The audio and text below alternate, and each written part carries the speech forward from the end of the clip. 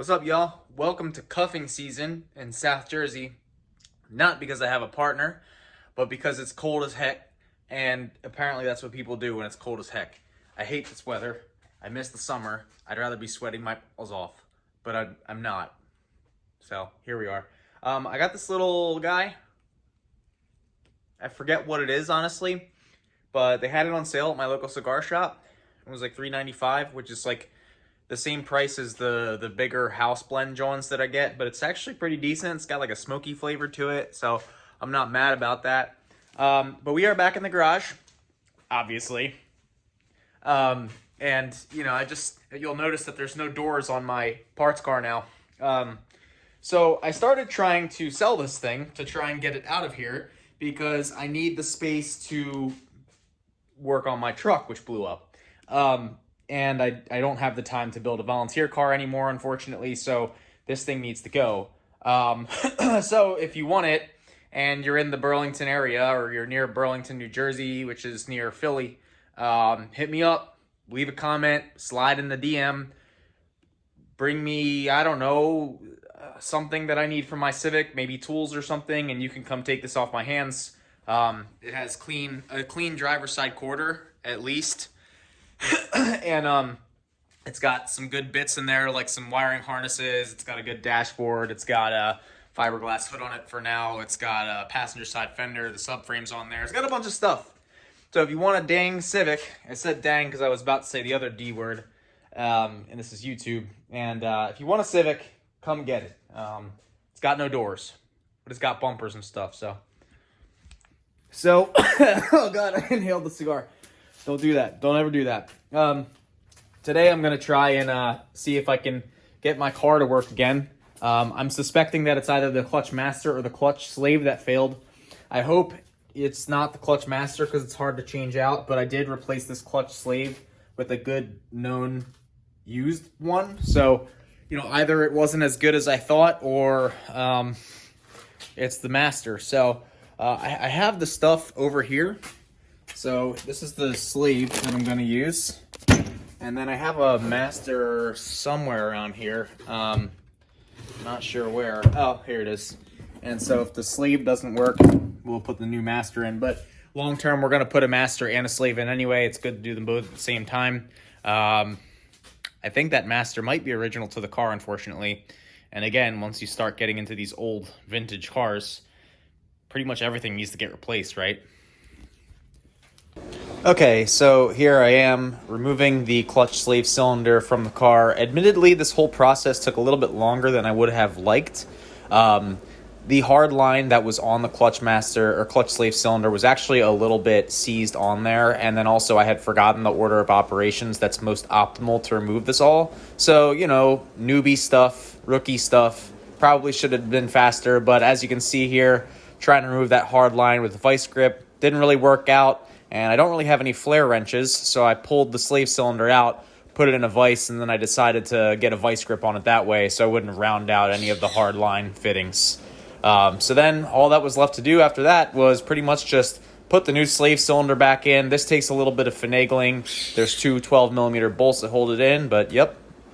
All right, so I lost my sippy cup. I call it the sippy cup because it's a brake bleeder, but it looks like this, but it's a little tiny sippy cup, and it's lit. Damian Price came up there. He said the sippy cup is lit. And it is, but problem is I lost it. So I realized I have this little vacuum pump. I forgot I had it. The only problem with these is that all these like little attachments and stuff, they always let air by, so you can never really truly tell if the system has air in it or not. So whenever I'm using a vacuum-based system, like I had my pump over here because I was originally going to use this with the sippy cup attachment. But then I lost the sippy cup. So we're going to, so I tightened this up. It's all on, and we're going to see if the car has pedal pressure. And if the car has pedal pressure, then I think that means that the slave failed. Sad sight. Okay, there's definitely zero pedal pressure. It could be because, you know, those vacuum bleeders suck. Yeah, I don't feel anything. There's no pedal pressure. So I guess we have to try and change the master out. All right, so I had to throw my cigar out because it got brake fluid on it. So I put on a new master cylinder and a new clutch sleeve. So the sleeve is there. The new Masters over here, I replaced the rubber line. The rubber line was a little bit old, and it doesn't work. So, not sure what's up. Hold the clutch in, put it in first gear, go to start it, and it rolls. And I got all the air out of that clutch. Like if I go and I show you, it's that's tough all the way from the top, you know? So not quite sure why it's doing what it's doing. I hypothesized that something could have been wrong with the pressure plate at the track. Reason being, the clutch didn't have really good pressure up top, but when I pressed the clutch in, when I put the car into first gear and I tried to start it, it would kind of like go like on crank 1, it would move, and then 2, 3, 4, 1, move, 2, 3, 4, 1, move, 2, 3, 4, 1, move. So if the clutch were failed, right, then it would always be engaged when it's in gear, but it's not doing that. So what that tells me is that there's maybe like a pressure plate failure or a clutch failure itself, which is strange because that it was a used clutch and pressure plate, but it was an ACT clutch and pressure plate in very good shape. I inspected it. It came off of it was basically new. It was never run. It came off of the car that the GSR came out of. And so, yeah, I guess I have to drop the trans now. Yeah, well, it's a mystery, guys. This car continues to give me issues. So, you know, it's 10 p.m. I guess I'm going to go inside. Weird, but yeah. So I wanted to record a closer for that video. I'm here with my son. I spoke with my crew chief, and I spoke with Alex Herman, and we basically were postulating on why it might have failed the way it did. So the next thing that we're going to do is I'm not necessarily going to drop the trans right away. I know. I know he wants me to drop the trans, but I'm going to put my phone down in the engine bay, remove the boot that covers the clutch fork, and then I'm going to film the clutch fork and see what's happening. We are hypothesizing that maybe the clutch fork could be bent. Maybe the ball and socket mechanism that the clutch fork pivots on is bad. Maybe the throwout bearing is getting stuck.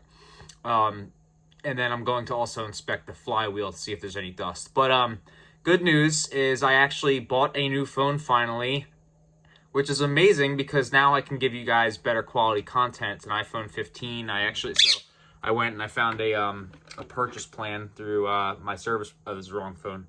That's my work phone. Anyway, I found a purchase plan that would have been cheaper than buying it on PayPal credit with 0% financing.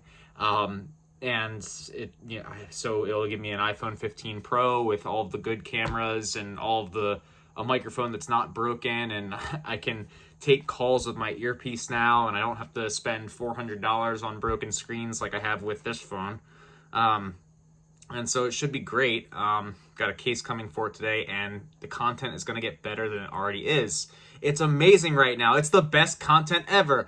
Woo! I'm just kidding. It's getting there. I know. Pidgey likes it. Anyway, y'all, thanks for watching, and peace.